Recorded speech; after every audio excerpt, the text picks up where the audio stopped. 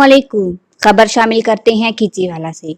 हमारे bureau chief Zulfikar Ali Guraya के मुताबिक सरबराह मुस्लिम लीग ज़िया मोहम्मद जाजुल हक का खींचीवाला का दौरा किया। मुख्तलिफ जगहों पर मरहूमीन के इसाले सवाब के लिए दुआए खैर की। सिटी प्रेस क्लब खींचीवाला भी गए।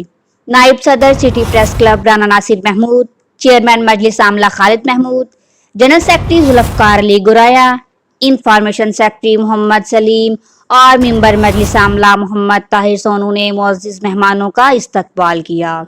रहनुमा मुस्लिम लीग ज़िया नोमान जावेद, चौधरी मोहम्मद अरशद शुरा, बाबू मोहम्मद मुजाहिद, मियाँ अहमद मसूद, मियाँ मोहम्मद अब्बास, मोहम्मद इमरान महर, फ़कीर अजमल, मुश्ताक कालू उनके हमराह थे।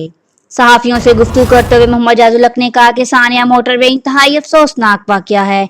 इसकी जितनी भी मजम्मत की जाए कम है। इसकी मुकम्मल तहकीकात होनी चाहिए और वाक़े में मुलव्विस लोगों को सज़ा मिलनी चाहिए।